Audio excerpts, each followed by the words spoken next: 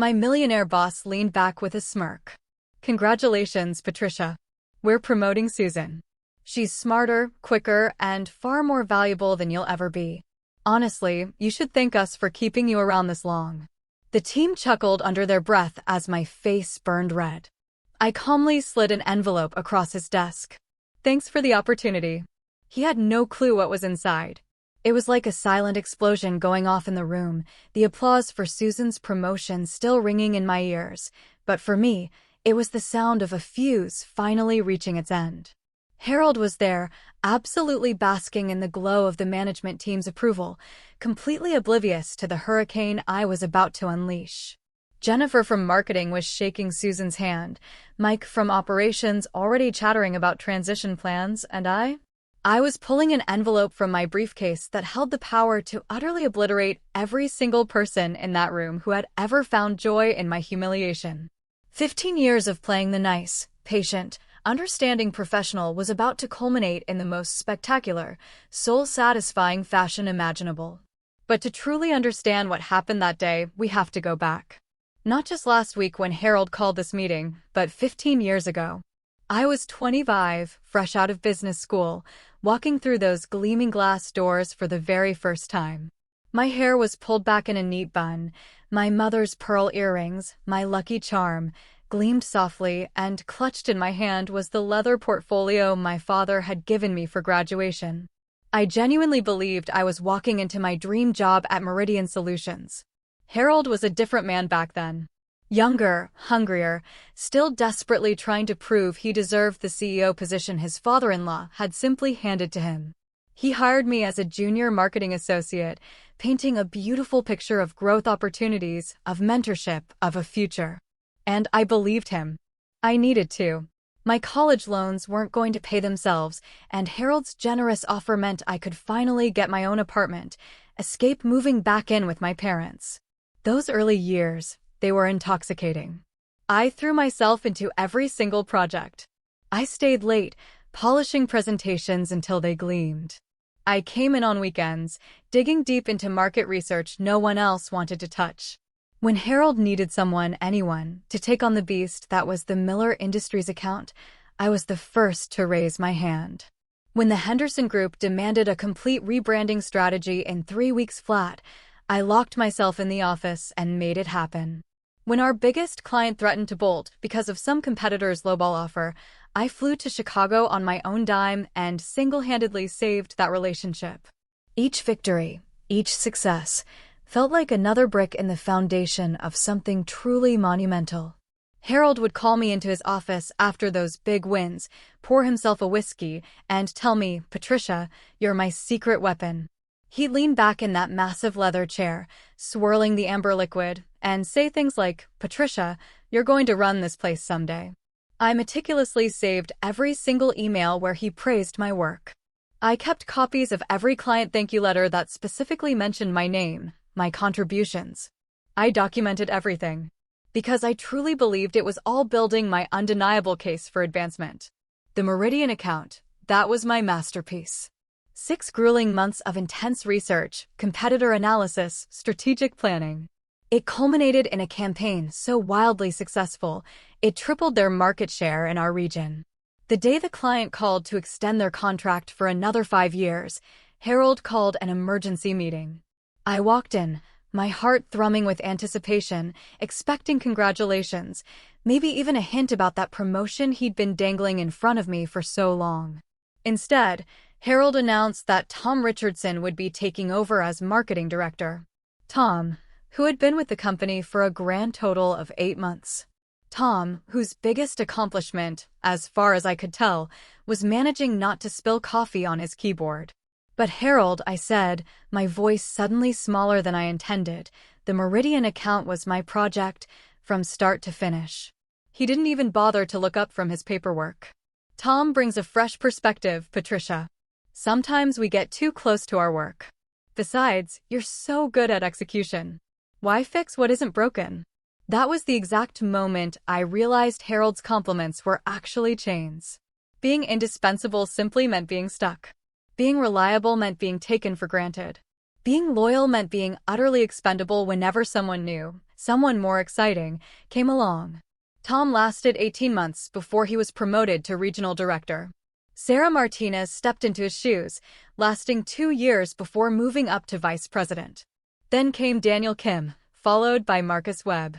Each one climbed over my back, using my efforts as stepping stones to reach heights I was apparently destined to support, but never, ever achieve myself. My marriage to Robert started cracking around year 8. He'd come home to find me at the kitchen table at midnight, hunched over Harold's latest manufactured crisis, surrounded by printouts and empty coffee cups. "You love that job more than you love me," Robert said one night, his voice laced with resignation. And I couldn't argue because, in that moment, it felt true. Work was the only place I received any recognition, where my efforts actually seemed to matter, where I had a purpose. Home just felt like another place where I wasn't quite enough. The divorce was finalized 3 years ago, on a Tuesday morning.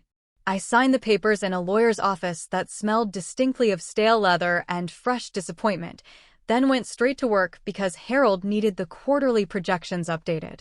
I cried in my car during lunch, just for a few minutes, then spent the entire afternoon in Harold's office, discussing budget allocations.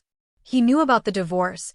I'd requested time off for court dates, but he never once asked how I was doing.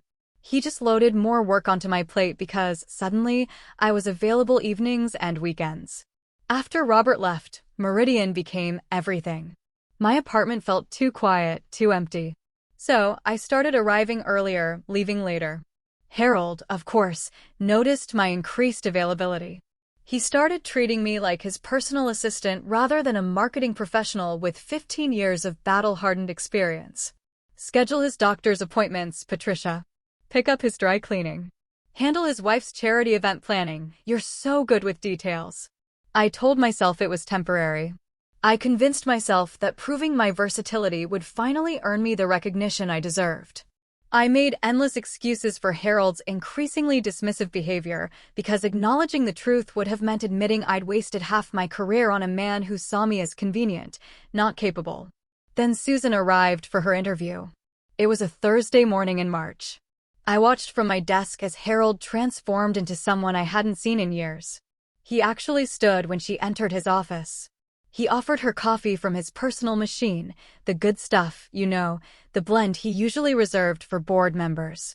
Through his glass office walls, I could see him leaning forward, utterly engaged, in a way that made my stomach clench with that familiar, sickening dread. Susan was younger than me, but certainly not inexperienced. 38, with an impressive resume and the kind of confident, vibrant energy that effortlessly filled a room. She wore a burgundy blazer that probably cost more than my monthly car payment. And she spoke with Harold like they were equals, discussing mutual interests, not interviewer and candidate. I knew Harold was going to hire her before she even left the building. I knew she'd get the marketing director position I'd been performing, without the title, for 3 years now. I knew because I recognized that predatory look in Harold's eyes, the same one he'd shown with Sarah and all the others. What I didn't expect was how quickly everything would happen. Susan started the following Monday, and by Friday, Harold was announcing her promotion to marketing director during our regular team meeting. He stood at the head of the conference table, his usual spot for delivering pronouncements, and spoke about Susan's fresh vision and innovative approaches, while I sat there, feeling completely invisible. Susan brings exactly the kind of strategic thinking we need to take Meridian to the next level, Harold declared, his voice carrying that false enthusiasm he reserved for important occasions. Her experience with digital transformation will revolutionize how we approach client engagement. Digital transformation. I had been pushing for those exact initiatives for 2 years, writing proposals that Harold had dismissed as premature and overly ambitious. Now, Susan would get credit for implementing my ideas with my research, using strategies I developed through months of industry analysis. The management team applauded politely. Jennifer from marketing looked genuinely pleased, probably hoping Susan's promotion would create advancement opportunities for her. Mike from operations was already discussing integration plans with Harold. David from finance was taking notes about budget allocations for Susan's new department. And I sat there, hands folded neatly in my lap, wearing the same professional smile I'd perfected over 15 years of soul-crushing disappointment. Inside, something fundamental was shifting. The hopeful young woman who'd walked through those doors, pearls for luck and all, was finally completely dead. In her place sat someone harder, colder, and infinitely more dangerous. After the meeting, I returned to my desk and opened my laptop.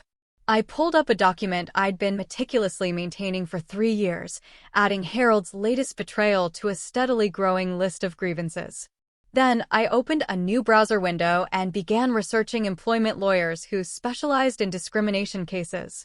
Not because I planned to sue Harold, not yet, but because I needed to understand exactly what constituted actionable workplace misconduct. That evening, I sat in my car in the parking garage for 20 minutes before driving home, meticulously planning my strategy. Harold thought he'd won by promoting Susan over me. He had no idea he'd just made the biggest mistake of his career. The victim he'd created over 15 years was about to become his worst nightmare. And I was going to enjoy every single moment of his destruction. Susan's appointment was just the catalyst. The real explosion was already building inside me, and Harold was about to learn that patience isn't weakness. It's preparation. My opportunity came Tuesday morning, during Susan's second week. She stood at the coffee machine, looking completely frustrated as it beeped angrily at her selections. Harold's fancy espresso maker required a specific sequence that nobody had bothered explaining to the new marketing director. I approached with my usual morning cup, watching her jab buttons with increasing irritation. "Try holding the brew button for 3 seconds first," I said, stepping beside her. Harold never tells anyone, but the machine resets itself overnight. Susan looked at me with genuine gratitude, not the polite, almost dismissive acknowledgement most new hires offered. "Thank you." I was starting to think it had something against me personally. Her laugh was warm, natural, nothing like the calculated charm I'd watched her use with Harold. "Everything here has its quirks," I said, adding my usual sugar packet. "I'm Patricia, by the way. I handle most of the client correspondence and project coordination." "Susan Martinez," she replied, her eyes meeting mine, "and I have a feeling you handle a lot more than that." Her comment caught me off guard. Something in her tone suggested she'd already noticed the glaring gap between my official title and my actual responsibilities. I studied her face, looking for any signs of Harold's coaching or manipulation. Instead, I saw intelligence and an awareness that made my chest tighten with a cautious, almost terrifying hope. "Harold mentioned you've been here 15 years, Susan continued. "That's impressive loyalty." "Loyalty is one way to put it." The words slipped out before I could stop them. Susan's eyebrows raised slightly, and I realized I'd just given her information Harold definitely wouldn't want shared. "Would you mind showing me around the office properly?" she asked. Harold's tour was rather limited.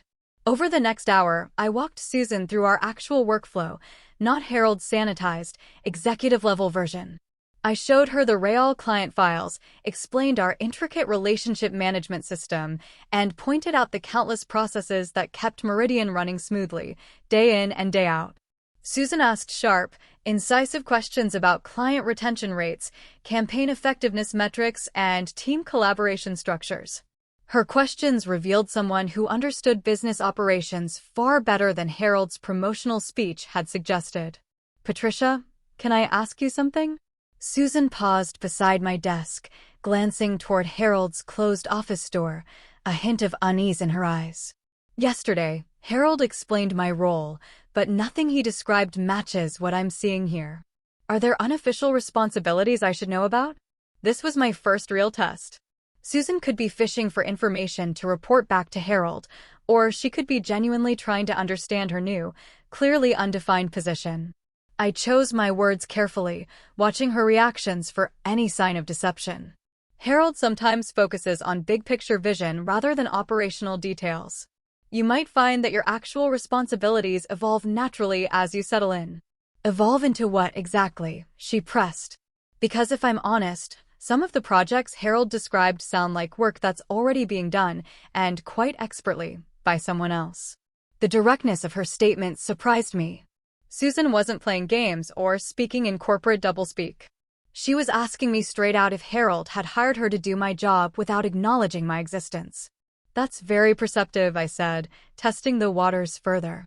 Harold values fresh perspectives on established processes. Susan set down her coffee mug and looked directly at me, her gaze unwavering. Patricia, I've been in this industry for 12 years. I know when someone's being tactful about a difficult situation. Are you trying to tell me that Harold hired me to replace work you're already doing? Her bluntness was so refreshing after years of Harold's manipulative communication style. In that moment, I made a decision that would either end my career spectacularly or begin my revenge with a powerful ally. Over the next few days, I set up careful tests of Susan's character. Wednesday morning, I casually mentioned Harold's habit of arriving late to client calls, then watched to see if Susan would repeat this information to him. She didn't. Thursday afternoon, I shared my concerns about the Anderson Group's budget issues, wondering if Susan would use this insider knowledge to impress Harold. Instead, she asked thoughtful follow-up questions about how we might address their financial constraints. Friday brought the real test. Harold called an impromptu meeting about the Mitchell Corporation proposal, asking for fresh eyes on our strategy. I watched Susan's face carefully as Harold completely dismissed my input while lavishly praising her minimal contributions. After the meeting, I found Susan in the supply closet, gripping a stack of folders so tightly her knuckles had turned white. "Are you okay?" I asked, genuinely concerned. "No, I'm not okay." Susan turned to face me, her professional mask completely gone. "Patricia, what just happened in there wasn't normal management behavior. Harold treated you like you were invisible. Then he expected me to agree with his assessment of work you clearly understood better than anyone in that room." Relief flooded through me. Susan had seen through Harold's performance, recognizing his manipulation for what it truly was. She wasn't complicit in my mistreatment. She was disturbed by it. "Harold has very specific ideas about how meetings should go," I said carefully. "That wasn't a meeting," Susan countered, her voice sharp with indignation. "That was Harold showcasing his authority while systematically undermining someone who's obviously more capable than he is." Susan sat down the folders and crossed her arms. "Patricia, I need you to tell me the truth about what's really happening here." "The truth is complicated," I admitted. "Try me. I can handle complicated." That evening, we stayed until well past 7 p.m. The office building had emptied, save for the security guards and cleaning crew, creating a bubble of privacy where Susan and I could finally speak honestly. I made fresh coffee and we settled into the conference room, where we'd have space to spread out documents. "Before we start," Susan said, her eyes serious, "I want you to know that Harold has already started making inappropriate comments. Nothing actionable yet, just testing boundaries. Comments about my appearance, suggestions that we discuss strategy over dinner, invitations to after-work events that feel more social than professional." My heart sank. Harold was moving faster than usual. Probably because Susan's sheer competence threatened his fragile control even more than previous hires had. "That's exactly how it started with Sarah," I told her, then proceeded to lay out Harold's complete, chilling pattern of behavior. I showed Susan the resignation letters from Harold's previous female employees, all citing a hostile work environment without explicitly naming harassment. I explained how Harold had learned to operate just within legal boundaries, subtly creating conditions unbearable enough to drive women away, without ever crossing the line into overtly fireable offenses. "But why haven't you left?" Susan asked, her gaze intense. "With your skills and experience, you could work anywhere." The question pierced deeper than I expected. Why hadn't I left? Pride, stubbornness, fear of starting over, or something darker, something deeply ingrained. Because leaving would mean Harold won. It would mean accepting that 15 years of my life meant nothing, that my contributions were worthless, that I was exactly as disposable as he claimed. Susan nodded slowly, her expression thoughtful. "So, you're planning something?" "I'm planning everything," I confirmed, a flicker of something cold and determined in my eyes. "The question is whether you're interested in helping me destroy Harold's career permanently, or if you'd prefer to become his next victim, quietly." Susan smiled for the first time all week, and it was nothing like the polite, almost practiced expressions she'd been wearing around Harold. This smile was sharp, predatory, and absolutely beautiful. Patricia, I think Harold made a serious miscalculation when he hired me. He assumed I was just another ambitious woman desperate enough to tolerate his behavior for career advancement. What he doesn't know is that I've been documenting workplace harassment for the Equal Employment Opportunity Commission for 3 years. Harold didn't hire a victim. He hired his worst nightmare. The room felt electric with possibility. Susan wasn't just agreeing to help. She was revealing that she'd been fighting Harold's type of abuse professionally for years. Together, we weren't just two angry women. We were Harold's complete destruction, walking through his door with briefcases and business cards. Then we need to establish ground rules, I said, opening my laptop. If we're doing this, we're doing it perfectly. That night, I drove home with my mind racing faster than it had in years. Susan's revelation about her EOC experience changed everything. I wasn't just planning personal revenge anymore. I was building a legal case that could permanently end Harold's ability to destroy other women's careers. My apartment felt different when I walked through the door. The same beige walls and second-hand furniture, but suddenly the space buzzed with possibility instead of defeat. I cleared my dining room table and spread out every single piece of documentation I'd been collecting over the past 3 years. Performance reviews where Harold praised my work while denying promotions. Email threads where he took credit for my ideas. Meeting notes where he dismissed my contributions publicly. But Susan was right about establishing ground rules. Random documentation wouldn't destroy Harold. Methodical evidence gathering would. I opened a new spreadsheet and began creating categories: discriminatory behavior, financial misconduct, client relationship damage, employee turnover patterns. Each incident needed dates, witnesses, supporting documentation, and measurable impact on company performance. My first entry was Harold's treatment during last month's budget meeting. March 15, 2:30 p.m., conference room. Harold interrupted my financial projections 6 times, each interruption designed to make me appear unprepared. Witnesses: Jennifer Lopez from marketing, David Chin from finance, Marcus Rodriguez from operations. Supporting evidence: my original presentation, saved with timestamps. Email confirming my research accuracy. Client feedback praising my financial management. By midnight, I had 47 entries spanning 3 years. Each one represented a moment where Harold had chosen cruelty over professionalism, power over competence. Seeing the pattern laid out systematically was both validating and infuriating. Harold's behavior wasn't random mood swings or stress responses. It was calculated psychological warfare designed to keep me submissive. The next morning, I visited an electronics store and purchased a digital voice recorder smaller than my thumb. Our state's one-party consent laws meant I could legally record any conversation I participated in without Harold's knowledge. The device came with software that could timestamp recordings and convert them to text files, creating searchable transcripts of Harold's verbal abuse. Testing the recorder became my obsession. I practiced activating it smoothly while reaching for pens. I learned to position myself for optimal audio quality during meetings. I memorized the button sequences for starting and stopping recordings without even looking. Within a week, the device felt like a natural extension of my office routine. My first recorded conversation captured Harold berating Jennifer about the Morrison account timeline. I shouldn't have to explain basic project management to someone with your experience. His voice came through clearly on playback.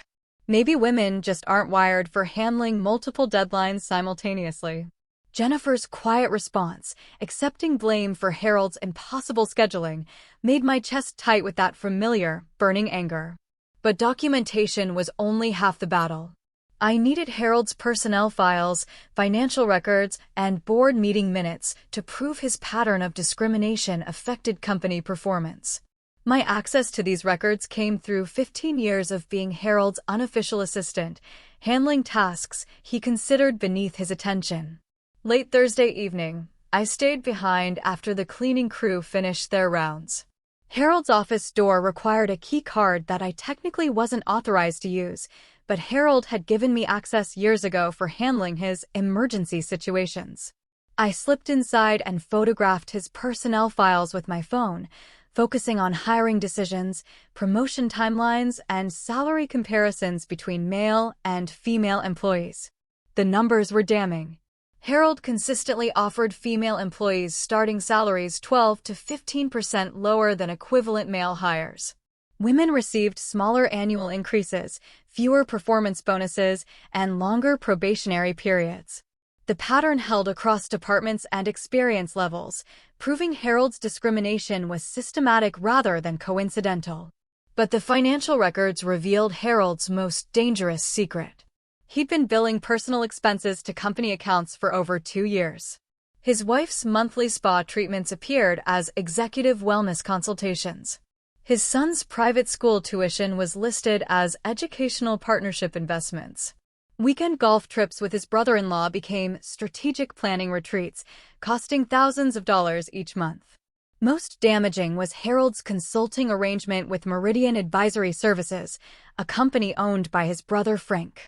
Harold had paid Frank's company nearly $300,000 over 18 months for strategic guidance that consisted of monthly lunch meetings and vague reports recommending Harold continue his current leadership approach. The consulting fees were 3 times industry standard rates, and Frank's company had no other clients or demonstrated expertise in our field. I photographed everything: invoices, bank statements, board authorizations Harold had forged, email conversations with Frank discussing how to make their arrangement appear legitimate.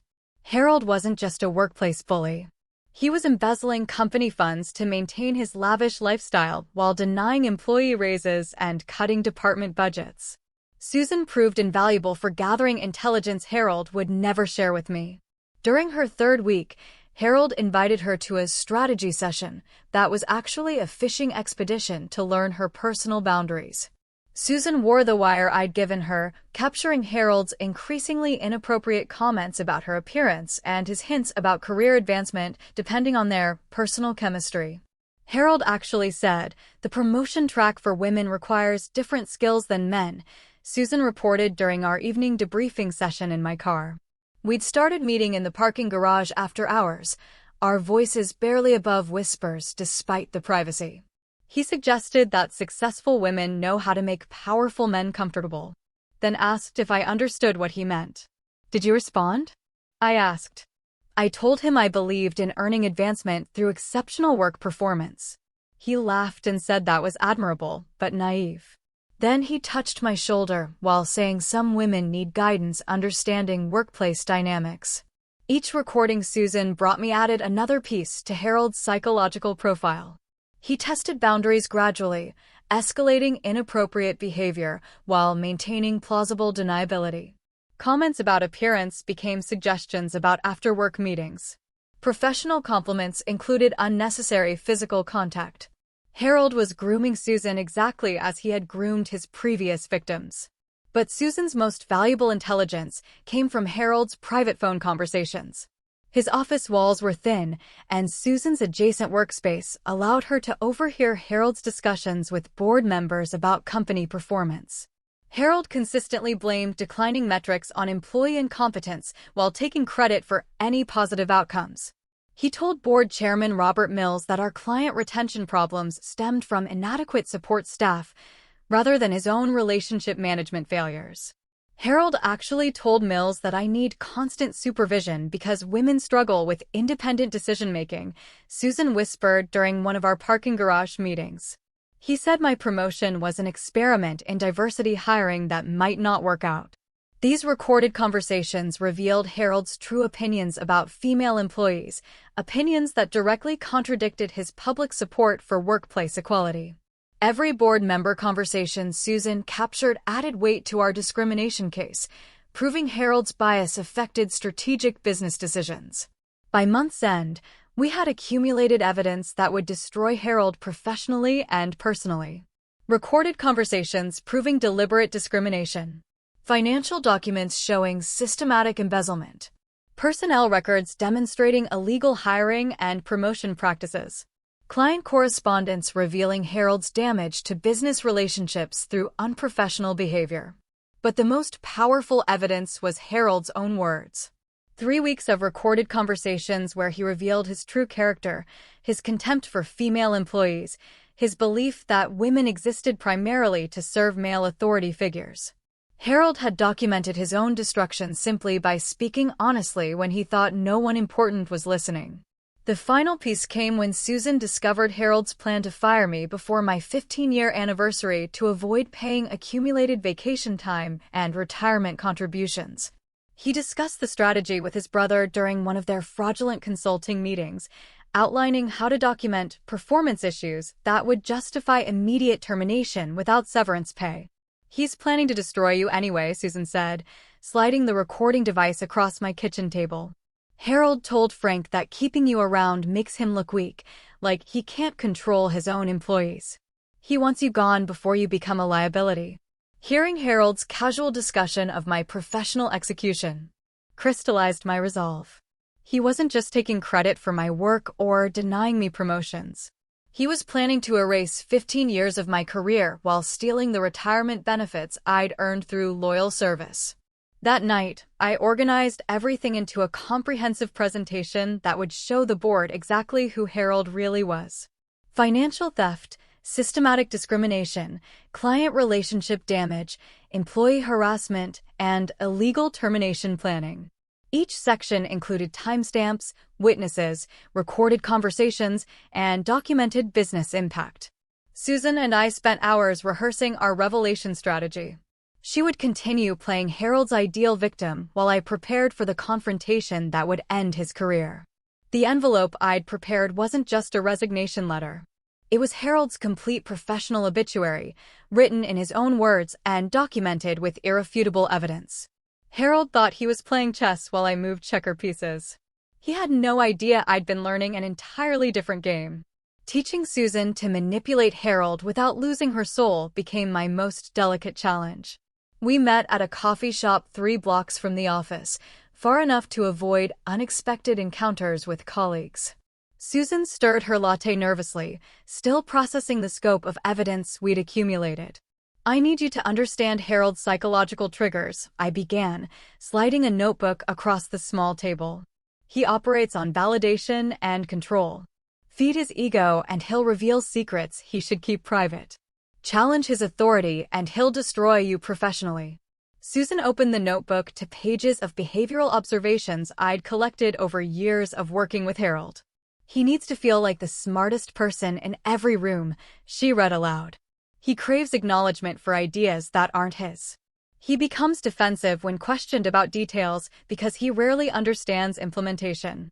Tomorrow, try asking his opinion about the Henderson Group's quarterly review," I instructed. "Tell him you value his strategic insight. Harold will spend 20 minutes explaining marketing concepts you understood before you graduated college, but he'll also accidentally reveal confidential client information he shouldn't share. Won't he realize I'm manipulating him?" Susan asked, her brow furrowed. "Harold's biggest weakness is believing his own superiority. He thinks women naturally defer to male authority. So your questions will feel like appropriate respect rather than strategic intelligence gathering." The next day, Susan executed our plan perfectly.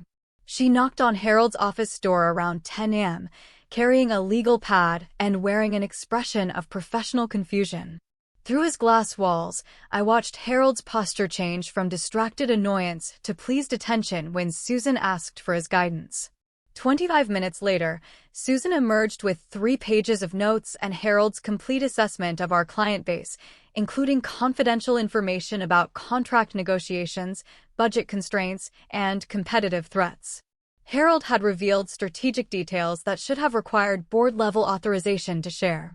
"He actually told me which clients are considering leaving and why," Susan whispered during our coffee break.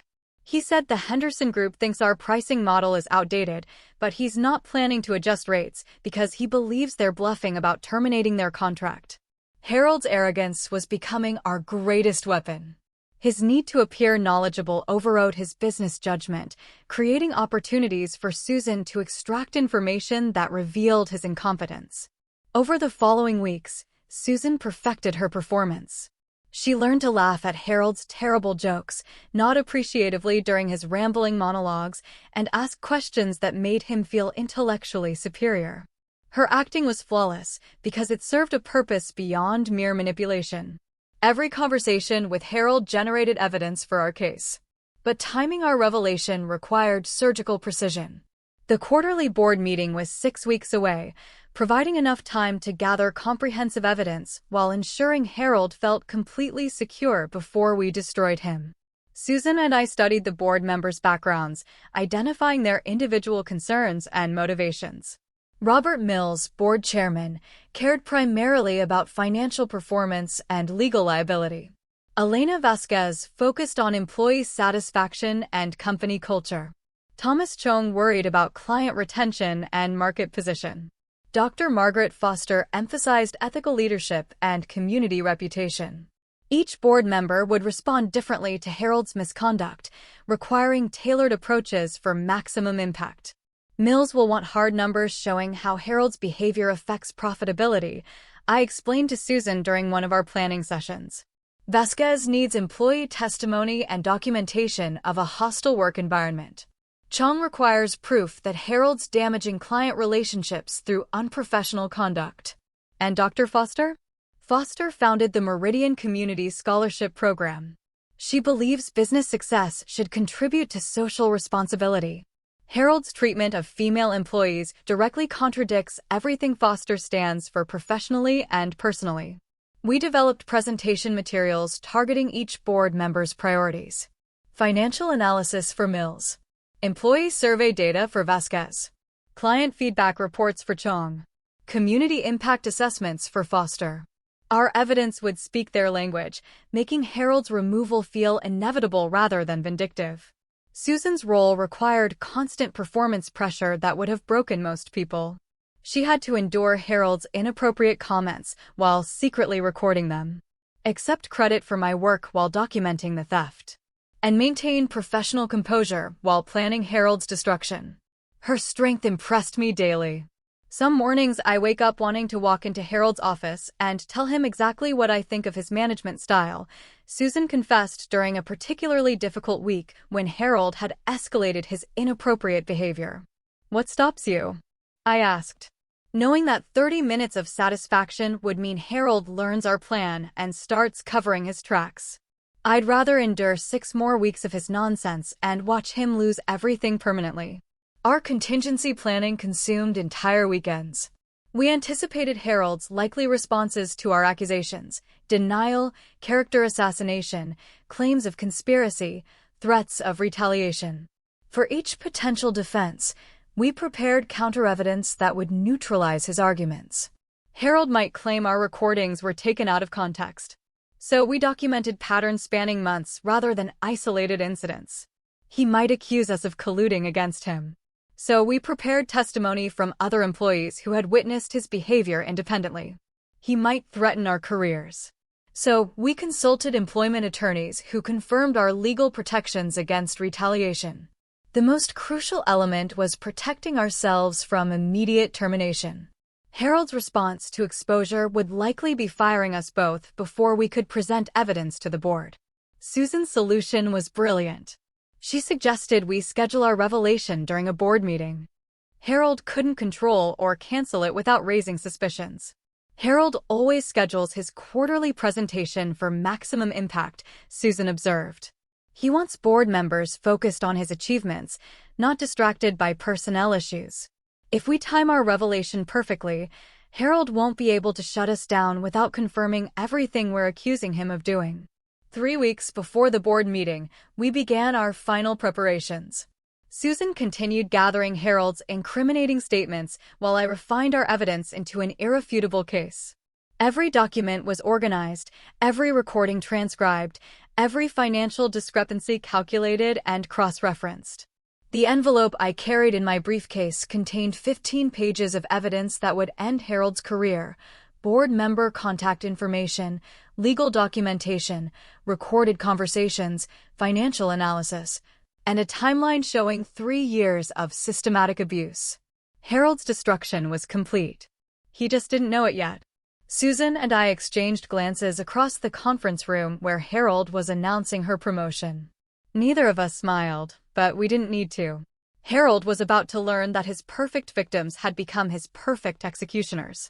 The morning of our confrontation arrived, gray and drizzling, matching my carefully practiced mood.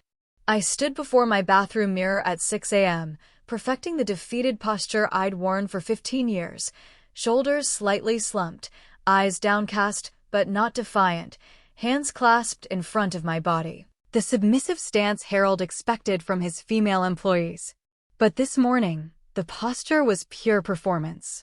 Underneath my gray blazer, my heart beat with anticipation rather than anxiety. The envelope in my briefcase contained Harold's complete professional destruction, organized into 15 pages that would end his career within hours. 3 years of discriminatory behavior, financial theft, client relationship damage, and systematic harassment of female employees, all documented with timestamps, recordings, and irrefutable evidence. I'd spent the previous evening reviewing every document, ensuring our case was bulletproof. Harold's recorded conversations where he admitted manipulating female employees, bank statements proving his embezzlement of company funds, email threads showing his deliberate sabotage of women's careers, personnel files revealing salary discrimination across all departments. The evidence painted a picture so clear that even Harold's allies on the board would abandon him to protect themselves. The envelope itself was symbolic perfection. White linen paper, Harold's favorite for important correspondence, sealed with the company logo stickers he insisted on using for board communications. Harold would recognize the formal presentation style he demanded from subordinates, never suspecting the contents would destroy everything he'd built. Susan arrived at the office looking flawless as always. Her burgundy dress and professional smile giving no hint of the performance she was about to deliver.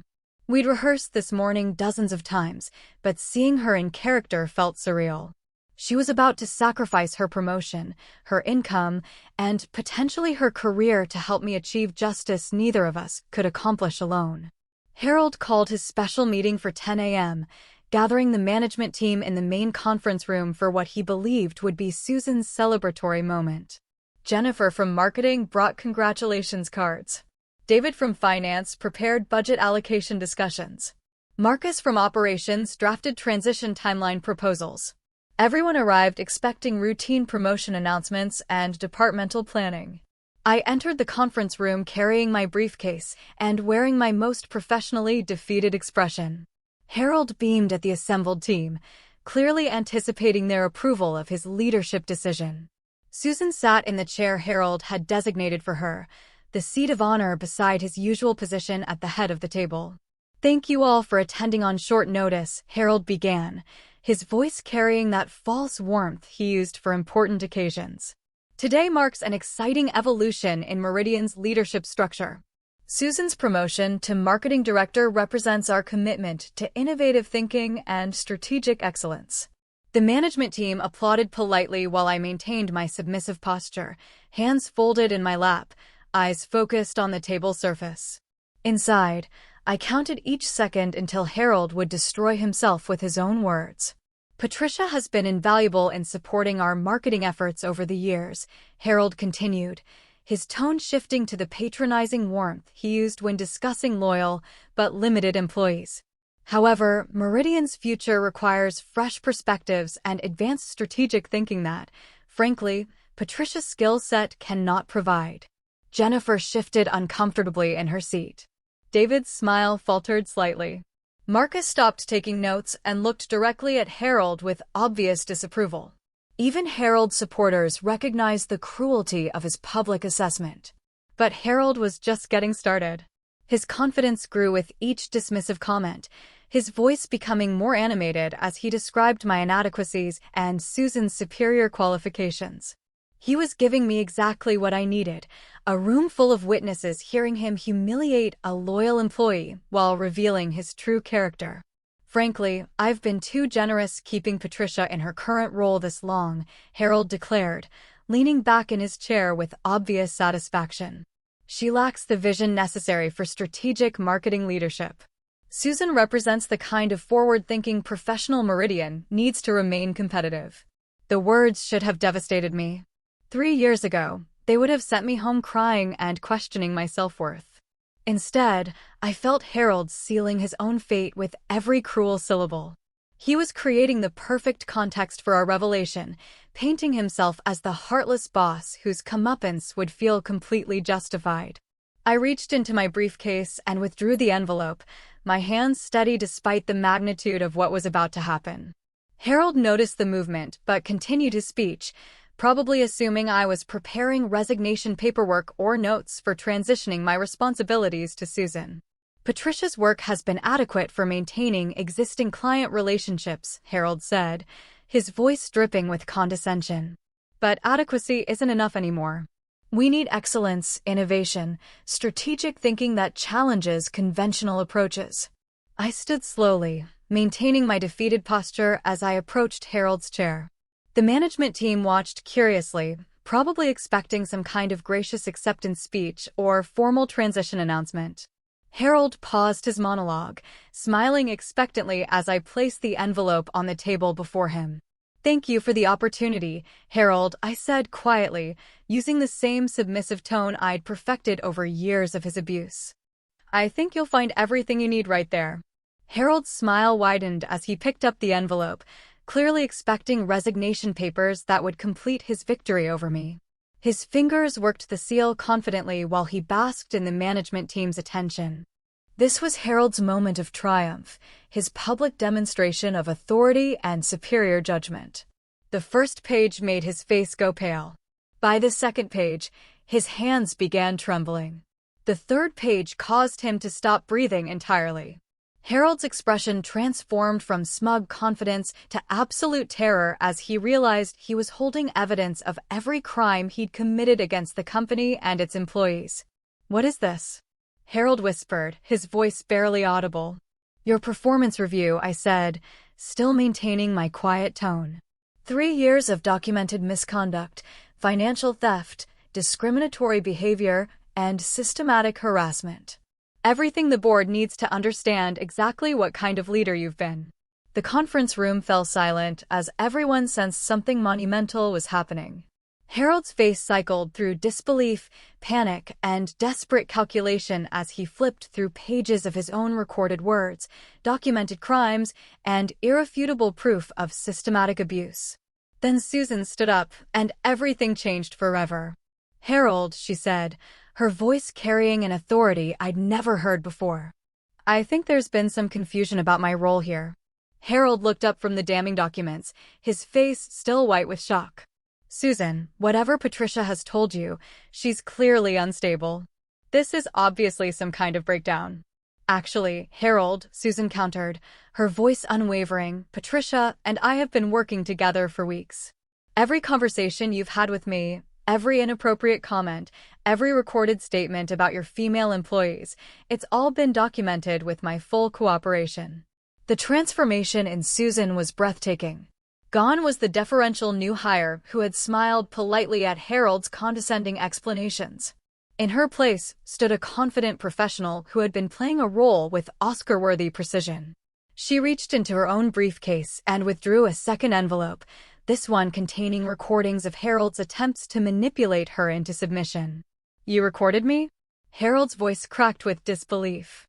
"I recorded you confessing to systematic discrimination, financial fraud, and harassment of multiple employees," Susan corrected him, her voice cold and clear. "Patricia and I have been building a case that will destroy your career and potentially result in criminal charges."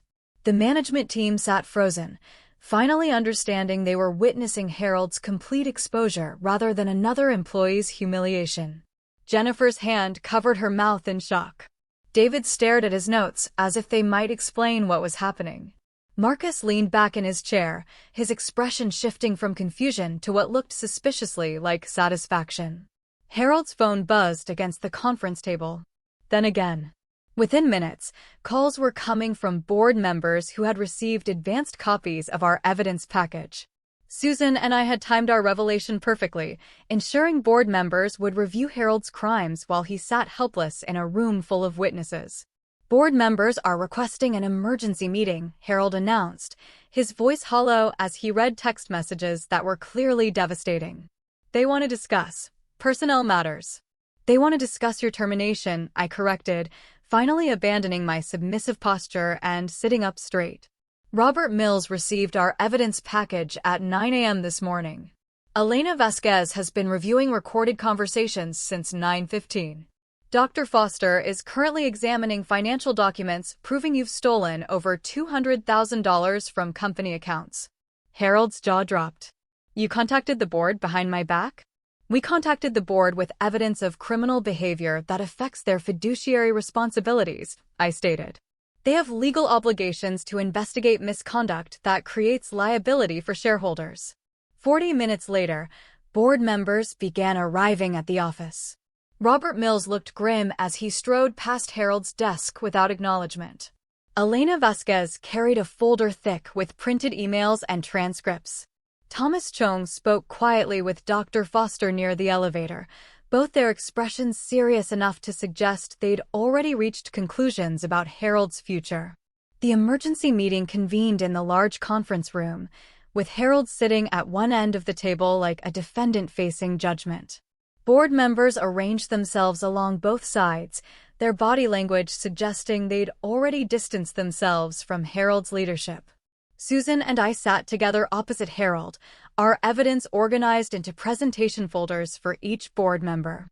Harold, Robert Mills began, his voice carrying the authority of someone who'd built 3 successful companies before joining our board.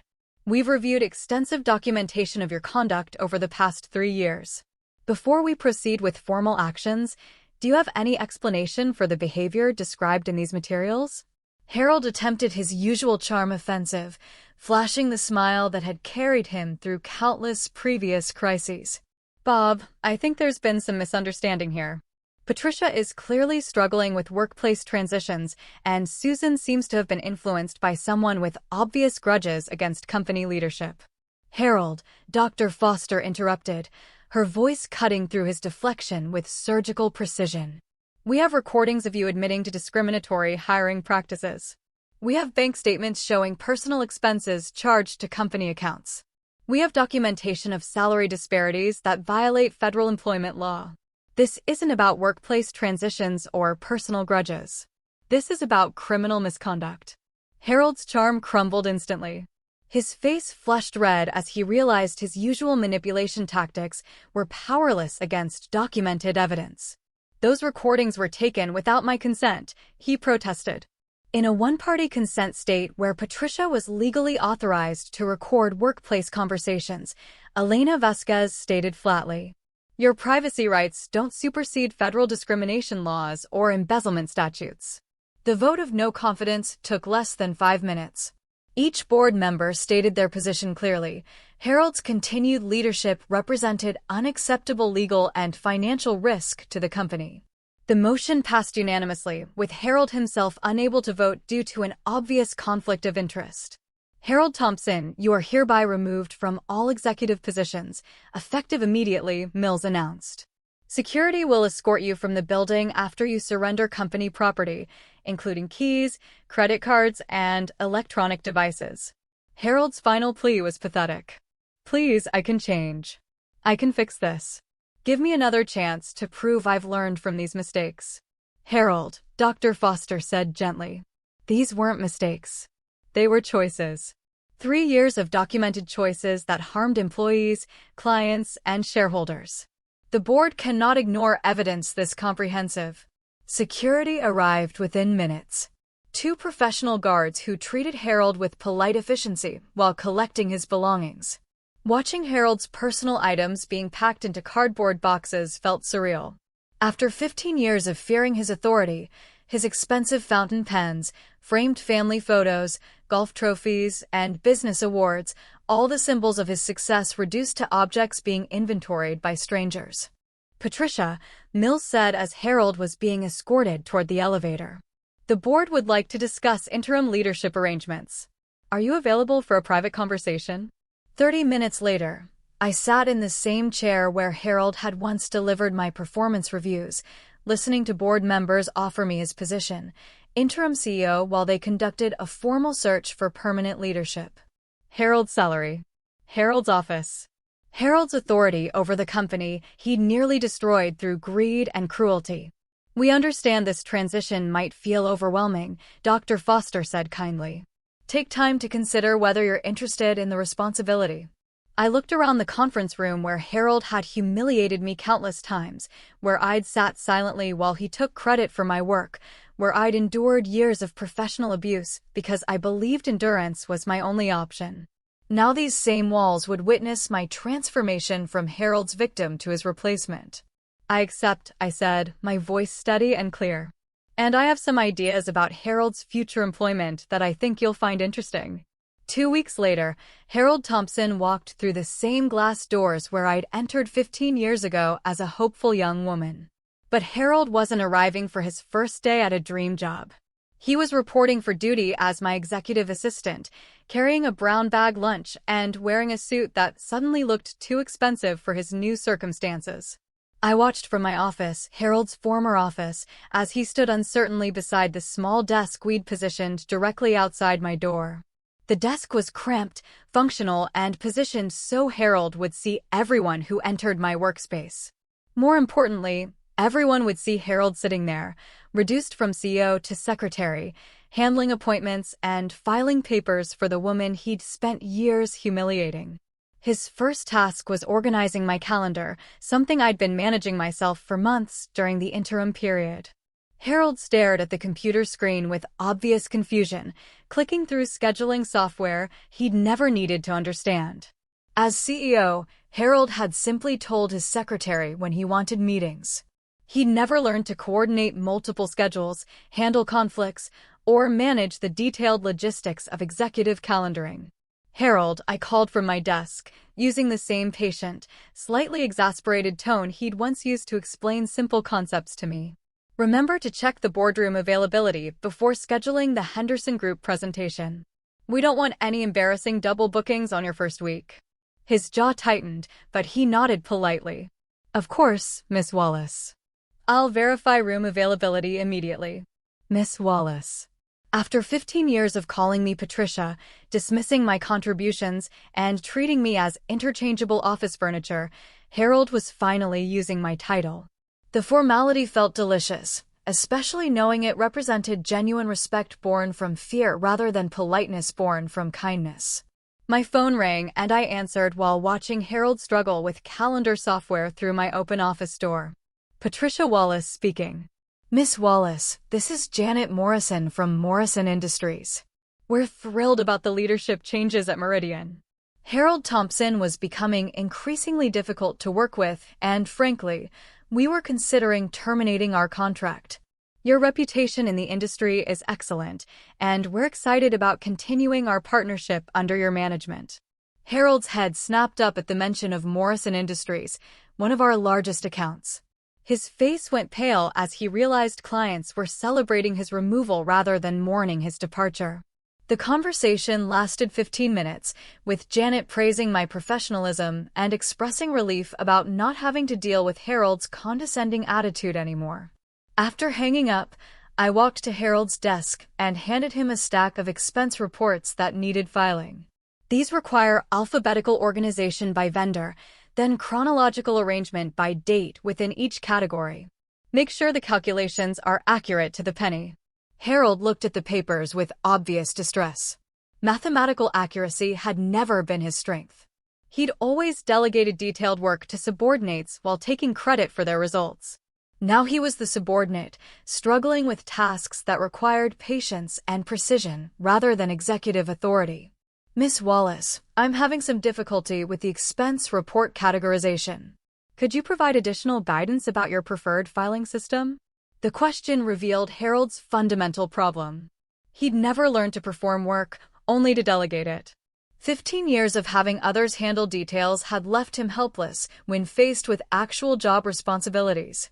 I pulled up a chair beside his desk and proceeded to explain filing procedures with the same condescending patience he'd once used to teach me simple concepts I already understood. "Now, Harold, I know this might seem complex, but try to follow along. Vendor names go in alphabetical order. A comes before B, B comes before C. Can you handle that level of complexity, or do you need me to write down the alphabet for reference? His cheeks burned with humiliation, but Harold nodded and attempted to reorganize the papers. Watching him struggle with basic office procedures while fighting to maintain his dignity was more satisfying than I'd imagined. Every fumbled task reminded Harold that competence couldn't be faked, delegated, or stolen from subordinates. The afternoon brought Harold's first encounter with his former management team as equals. Jennifer Lopez arrived for our 3 p.m. marketing strategy meeting, walking past Harold's desk without acknowledgement. She knocked on my office door and waited for permission to enter, treating Harold like invisible office furniture. "Jennifer, please come in." "Harold, bring your notepad and pen. You'll be taking minutes for this meeting." Harold's shock was visible. As CEO, he'd never taken meeting notes, considering documentation work beneath executive attention. Now, he was expected to capture detailed discussions while remaining silent unless specifically asked to contribute. The meeting revealed how much Harold's leadership had damaged team dynamics. Jennifer spoke freely for the first time in years, sharing innovative ideas she'd been afraid to voice during Harold's regime. She outlined digital marketing strategies that could increase client engagement by 40%, proposals that Harold had consistently dismissed as too risky or unnecessarily complex. "These are brilliant concepts, Jennifer," I said, reviewing her presentation materials. "Why haven't we implemented these strategies before?" Jennifer glanced nervously at Harold, who was dutifully scribbling notes, while his face grew redder with each compliment I gave his former subordinate. Previous management felt these approaches were premature for our client base. "Previous management was wrong," I stated. "Let's schedule implementation meetings for next week." Harold's pen stopped moving. He just heard his strategic judgment publicly contradicted and his replacement announce plans that would prove his leadership had been holding the company back. The humiliation was perfect, watching Harold document his own professional inadequacy while sitting silently in the room where he'd once wielded absolute authority. 5 p.m. brought Harold's most painful realization. His former colleagues began leaving for the day, calling out casual goodbyes to me while completely ignoring Harold's presence. David from finance stopped by my office to discuss quarterly projections, speaking as if Harold wasn't sitting 3 feet away taking phone messages. "Harold," I said as the office emptied. "Tomorrow morning, I need you here at 7. We have early calls with West Coast clients, and I'll need coffee ready and meeting materials prepared before the first call." Harold's jaw worked silently. As CEO, he'd rarely arrived before 9 a.m., leaving early morning responsibilities to support staff he'd never bothered to acknowledge. Now he was the support staff, expected to facilitate meetings for someone he'd considered inferior for 15 years. 7 a.m., Miss Wallace. I'll have everything prepared. Walking Harold to the elevator at the end of his first day felt like crossing a finish line I'd been running toward for years. He looked exhausted, defeated, and smaller somehow, as if losing his authority had physically diminished him. "Harold," I said as the elevator doors opened. "Tomorrow, we'll discuss your performance goals and professional development opportunities. I think you'll find my management style very educational." The doors closed on Harold's stricken face, leaving me alone in the executive floor that was finally, truly mine. Harold's education and humility began in earnest the following Monday morning. I arrived at 7 a.m. to find him already at his desk, fumbling with the coffee machine instructions I'd left him. His expensive Italian suit looked absurdly formal for someone whose primary responsibility was ensuring my morning espresso was perfectly prepared. "Good morning, Harold," I said cheerfully, settling into my office chair. "I trust you've reviewed today's schedule and prepared the materials for our 8 a.m. client call." Harold's face flushed as he realized he'd forgotten about the Henderson Group conference call entirely. "I apologize, Miss Wallace. I'll gather those materials immediately."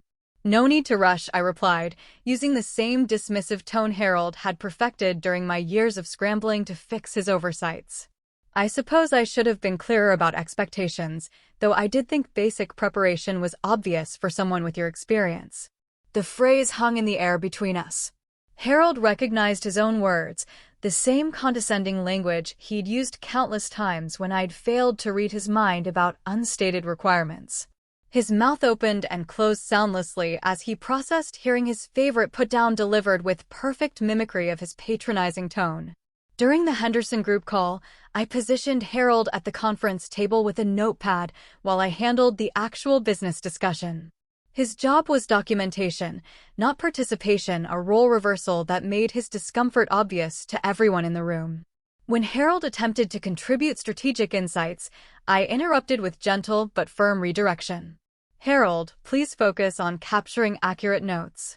We'll discuss your observations afterward, during our feedback session. The dismissal was surgical, delivered with professional politeness that made Harold's exclusion from decision-making crystal clear. Jennifer and Marcus exchanged glances across the table, both obviously enjoying Harold's reduction to secretarial duties. The man who had once dominated every meeting was now relegated to silent documentation while others conducted business. But my real psychological warfare began during our daily check-in meetings. I scheduled them for 4:30 p.m., the exact time Harold used to summon me for his critiques of my performance. The meetings followed Harold's old format: detailed review of daily tasks, criticism of minor errors, and vague suggestions for improvement that were impossible to implement. Harold, I noticed several issues with today's client correspondence. I began during our first official feedback session. Your email to Morrison Industries used casual language inappropriate for executive communications. The Henderson Group follow-up lacked specific action items, and your calendar management resulted in a double booking that required embarrassing corrections. Harold sat across from my desk in the same chair where I'd endured years of similar criticism. His hands gripped his notepad as he struggled to maintain professional composure while absorbing public critique of his performance. The irony wasn't lost on either of us. Harold was experiencing the same systematic undermining he'd perfected as a management technique. I understand your concerns, Miss Wallace.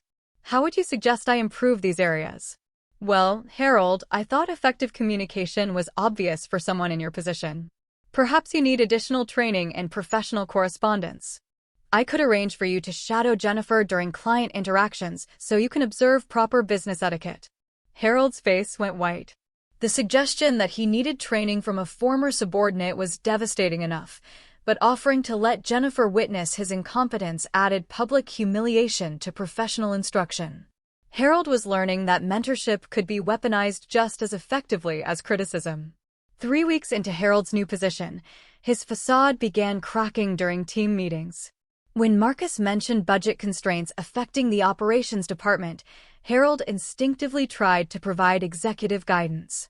In my experience, budget challenges require strategic prioritization of core competencies while eliminating redundant expenditures. Harold, I interrupted gently. Your role is documentation, not strategy consultation. Please return to your notes. The correction was delivered with professional kindness that made Harold's humiliation more complete than any harsh reprimand could have achieved. Around the table, his former equals watched his authority being stripped away with calm efficiency. Harold's attempt to reclaim relevance had backfired, emphasizing his irrelevance instead. The breaking point came during Harold's 6th week as my assistant. He'd been struggling with expense report calculations all morning, his mathematical errors requiring constant corrections that delayed important financial submissions. When I called him into my office for our daily feedback session, Harold's composure finally shattered. Patricia, please, he whispered, abandoning all pretense of professional formality. I can't do this anymore. This job is destroying me. The humiliation, the menial tasks, watching everyone treat me like I'm invisible. It's unbearable. Tears began flowing down Harold's cheeks as 15 years of arrogance collapsed into desperate pleading. I'll do anything to get my old life back. I'll change how I treat employees. I'll respect women's contributions. I'll stop taking credit for other people's work. Just please, give me another chance to prove I can be the leader you deserve.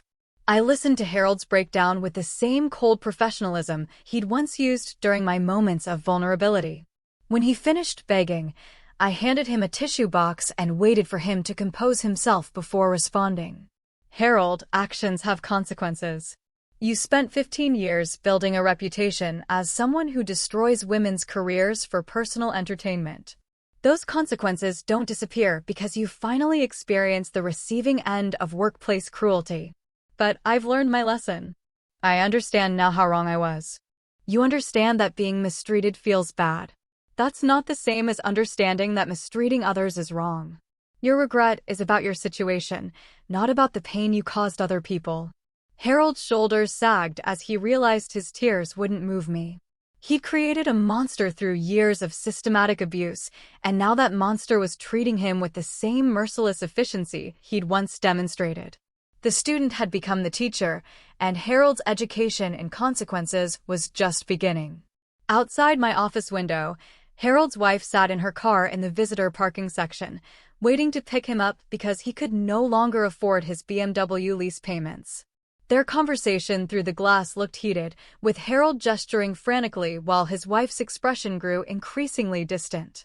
Even his family relationships were crumbling under the weight of his professional destruction, and Harold was finally learning that respect couldn't be demanded, only earned through consistent, decent behavior. The moment that sealed Harold's fate came during our presentation to Blackstone Industries, our most prestigious potential client. Harold was supposed to sit quietly and take notes while I delivered the marketing strategy proposal. Instead, he decided to demonstrate his value by interjecting outdated information that contradicted everything we'd prepared. If I may add to Miss Wallace's presentation, Harold interrupted, rising from his chair at the back of the conference room. The three Blackstone executives looked confused as Harold launched into a rambling explanation of market penetration strategies that had been obsolete for 5 years. Traditional demographic targeting remains the foundation of effective campaign development, Harold declared confidently. Digital engagement metrics are interesting supplementary data, but proven print advertising and direct mail campaigns provide measurable returns that social media simply cannot match. The lead Blackstone executive, Maria Santos, exchanged puzzled glances with her colleagues. They had specifically requested our digital transformation expertise, making Harold's anti-technology speech particularly inappropriate. I watched their expressions shift from professional interest to genuine concern about our company's strategic understanding. I appreciate Harold's historical perspective, I said, stepping forward to regain control of the presentation. However, our current approach focuses on integrated digital strategies that align with contemporary consumer behavior patterns. But the damage was done. Harold's interference had made us appear divided and unprofessional exactly when we needed to project unified confidence. After the clients left, I called Harold into my office for an immediate performance discussion. Harold, your behavior during the Blackstone presentation was completely unacceptable. You were specifically instructed to document the meeting, not participate in strategic discussions. I was trying to help, Harold protested. Those clients needed to understand traditional marketing fundamentals before embracing trendy digital approaches. Those clients specifically requested digital transformation strategies, I countered, my voice sharp. Your outdated opinions made us look incompetent and cost us a potential $1 million contract. Harold's face crumpled as he realized his attempt to demonstrate value had achieved the opposite result. I didn't mean to cause problems. I thought my experience would be valuable. Your experience is exactly what nearly destroyed this company. That's why you're taking notes instead of making decisions. Meanwhile, Harold's personal life was disintegrating with equal speed. His wife, Linda, had started asking uncomfortable questions about his dramatic change in schedule and income. Harold's attempts to explain his situation without revealing the truth created increasingly elaborate lies that Linda wasn't buying. Harold claims he requested a position change to reduce stress. Linda told her sister during a phone call that Harold accidentally overheard, but his behavior has been erratic for months. He comes home angry, makes cryptic comments about workplace politics, and keeps checking job boards late at night. Linda's sister, Carol, had worked in human resources for 20 years and recognized the signs of someone who'd been fired or demoted for cause. Her subsequent investigation led her to former Meridian employees who were happy to share their experiences with Harold's management style. Within days, Linda knew the truth about her husband's character and the reasons for his professional destruction. The confrontation between Harold and Linda happened in their kitchen on a Thursday evening. I only learned the details because Harold arrived at work Friday morning looking like he hadn't slept in days. His usually perfect grooming replaced by wrinkled clothes and bloodshot eyes. "My wife is filing for divorce," Harold announced during our morning check-in, his voice hollow with defeat. "She said she can't be married to someone who built their career on destroying other women's lives." The revelation hit Harold harder than losing his job had. Linda's rejection wasn't about money or status. It was about moral character. She couldn't respect a man who had systematically abused his authority to harm vulnerable employees. Harold's professional destruction had revealed personal failures that went far deeper than workplace misconduct. But Harold's public humiliation reached its peak when his 18-year-old son, Jason, visited the office unexpectedly. Jason had come to surprise his father with lunch, remembering how Harold used to take him to expensive restaurants during school breaks. Instead, Jason found his father sitting at a tiny desk outside my office, struggling to schedule appointments and organize filing systems. "Dad?" Jason's voice carried confusion and disappointment as he watched Harold fumble with basic administrative tasks. "What are you doing?" Harold's face went scarlet as he tried to explain his situation without admitting to the behavior that caused it. "I'm working in a consulting capacity with Ms. Wallace on operational efficiency improvements." But Jason wasn't stupid. He could see his father's reduced circumstances, the cramped workspace, the obvious subservience to someone Jason remembered as Harold's former subordinate. The visit lasted less than 10 minutes, but Harold's humiliation in front of his son completed his psychological destruction. After Jason left, Harold sat at his desk, staring at nothing for 20 minutes. When I assigned him afternoon filing tasks, he worked mechanically, his usual resistance replaced by hollow acceptance. Harold had finally grasped that his situation wasn't temporary embarrassment or strategic positioning. This was his life now, and everyone he cared about had witnessed his complete professional failure. Meanwhile, Meridian Solutions flourished under my leadership. Employee satisfaction scores reached company records within 3 months of Harold's removal. Client retention improved dramatically as professional relationships recovered from years of Harold's damaging behavior. Our quarterly profits exceeded projections by 30%, proving that Harold's leadership had been actively hindering company performance. The board's formal offer of permanent CEO position arrived on Harold's 8th-week anniversary as my assistant. I accepted immediately, knowing that Harold's permanent employment contract would ensure he witnessed my success daily while remaining powerless to interfere with it. Harold signed his long-term employment agreement with hands that shook from humiliation rather than excitement. He understood he had no other options.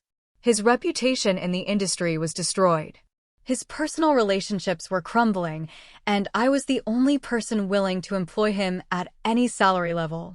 The contract bound Harold to my service for 5 years, with annual performance reviews that I would conduct personally.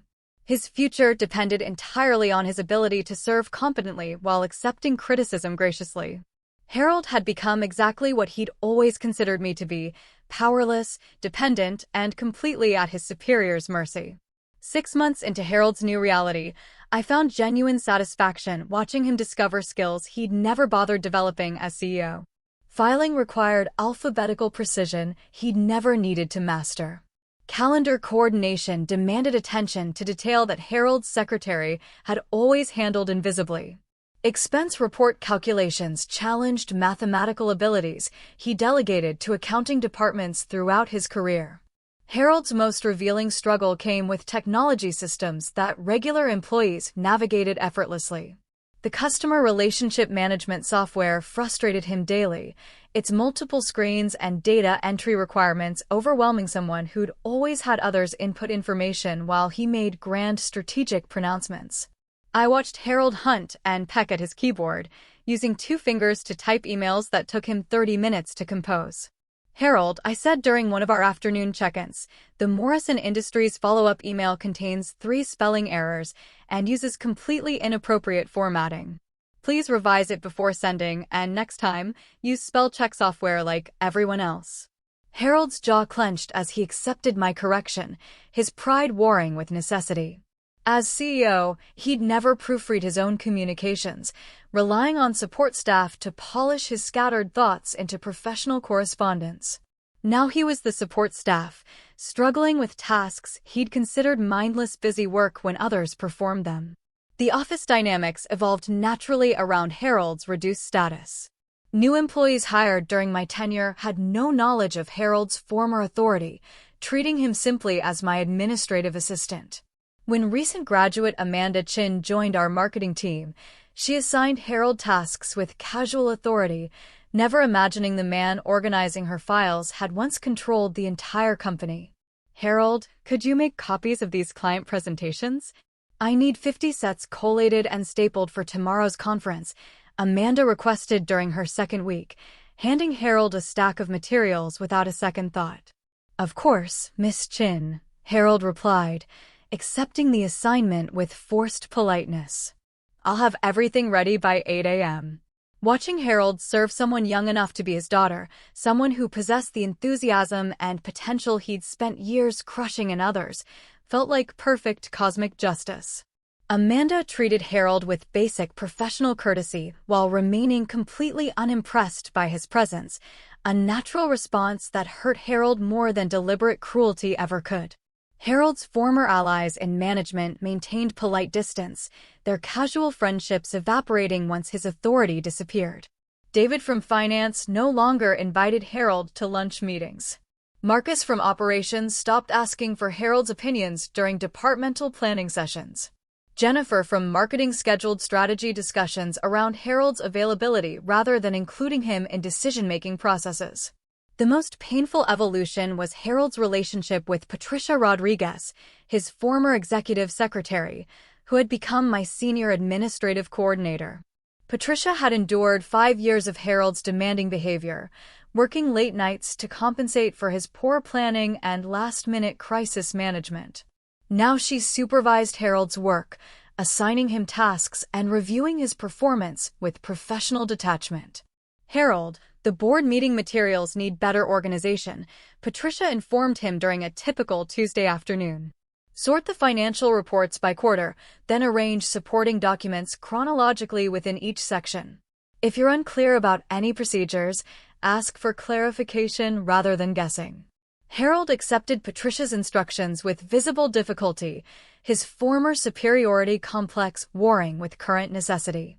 He'd never learned her organizational systems because he'd considered her work beneath his attention. Now Harold was struggling to meet standards that Patricia had maintained effortlessly while also handling Harold's constantly changing demands and unreasonable deadlines. But the most profound change in Harold was his gradual recognition of the skills he'd never valued. After months of struggling with detailed administrative work, Harold began appreciating the intelligence required for tasks he dismissed as simple busy work. Calendar management demanded strategic thinking about priority conflicts. Client correspondence required understanding relationship dynamics and communication nuances. Financial documentation needed mathematical precision and regulatory knowledge. "Patricia," Harold said one evening as we finished reviewing his daily performance, "I never realized how complex these responsibilities actually are. When you handled my scheduling and correspondence, I thought it was just basic organizational work." The admission revealed Harold's growing awareness of his own ignorance about company operations. Years of executive isolation had separated him from the detailed work that actually kept businesses running, creating blind spots that explained many of his strategic failures as CEO. Harold's personal growth came through consequence rather than conscience, but the changes appeared genuine. He began reaching out to former female employees, offering sincere apologies for his treatment of their careers. His messages were awkward but honest, acknowledging specific harm rather than offering generic regrets. "Dear Sarah," read one email Harold asked me to review before sending. "I realized my behavior toward you was inexcusable and caused real damage to your career. I understand now that my actions weren't just unprofessional, but deeply harmful to someone who deserved respect and recognition. I don't expect forgiveness, but I wanted you to know that I finally understand what I did wrong. The letters were painful for Harold to write, forcing him to confront the specific ways his cruelty had affected real people with families, mortgages, and career aspirations he'd destroyed through careless selfishness. 2 years after Harold's demotion, Meridian Solutions received the Regional Business Excellence Award for Workplace Innovation and Employee Satisfaction. I accepted the recognition on behalf of our entire team, knowing that Harold was watching from his desk as I received applause for achievements that were impossible. Under his toxic leadership. Standing at the podium, looking out at employees who finally felt valued and respected, I realized something Harold had never understood. True power comes from lifting others up, not tearing them down. Harold's definition of strength had been dominance and control. But real strength was creating environments where everyone could succeed. That evening, as Harold cleaned up after our celebration reception, carefully washing glasses and folding chairs, while I reviewed congratulatory messages from industry leaders, I felt complete satisfaction with the justice we'd achieved. Harold hadn't just lost his position. He'd learned that consequences are the most effective teacher, and some lessons take years to fully understand. Susan, now our vice president of marketing, stopped by my office as Harold finished his cleaning duties. Do you ever feel guilty about how thoroughly we destroyed his life? I watched Harold empty trash cans with methodical precision, his expensive suit replaced by practical clothes appropriate for someone whose primary responsibility was supporting others' success rather than claiming it for himself. I feel grateful, I said honestly. Grateful that we proved intelligent women don't have to accept mistreatment as normal business practice. Grateful that Harold finally learned to treat people with basic human respect. And grateful that sometimes patience and planning can achieve perfect justice. 3 years passed with Harold serving faithfully as my assistant. His pride slowly rebuilt through competent work rather than stolen authority. He learned to take satisfaction in tasks completed well, relationships maintained professionally, and contributions that supported others' success rather than undermining it. On the anniversary of his original humiliation, I called Harold into my office for our final performance review. He sat across from my desk, no longer the broken man who begged for mercy, but someone who genuinely learned to respect work he'd once dismissed and people he'd once diminished. Harold, I said, placing a new contract on the desk between us. The board has authorized me to offer you a choice. He looked at the document with careful attention, reading terms that would release him from his assistant role and offer him a position as senior marketing consultant with salary and responsibilities reflecting his actual contributions rather than his past authority. You're setting me free? Harold asked, his voice carrying wonder rather than relief. I'm offering you the chance to prove that consequences can create wisdom instead of just punishment. It's your choice whether to accept growth or remain trapped in resentment about what you lost. Harold was quiet for several minutes, processing the decision that would define the rest of his career. When he finally spoke, his voice was steady and humble in ways that felt genuine rather than performative. Patricia, I want to stay, not as your assistant, but as someone who's finally learned what it means to serve others instead of using them. I've spent 3 years discovering that real satisfaction comes from contributing to something bigger than my own ego. I signed Harold's new contract with genuine respect for the person he'd become through consequence rather than choice. His transformation hadn't erased the pain he'd caused, but it proved that even the cruelest bullies could learn empathy when consequences were applied with patient precision. 6 months later, I stood before a conference of female business leaders, sharing the story of how Susan and I had transformed workplace abuse into career advancement through strategic planning and mutual support. Harold sat in the audience taking notes, not because I'd assigned the task, but because he genuinely wanted to understand how his former victims had outsmarted and outmaneuvered him so completely. After my presentation, Harold approached the podium where I was gathering my materials. Patricia, thank you for teaching me that strength isn't about controlling others. It's about empowering them to control their own destinies. Looking at Harold's sincere expression, I realized my revenge had achieved something more valuable than his destruction. It had created his redemption. The weak victim he'd imagined had become strong enough to transform her tormentor into an ally, proving that patience and intelligence triumph over cruelty and arrogance every single time. The best revenge hadn't been destroying Harold's life. It had been refusing to let him destroy mine.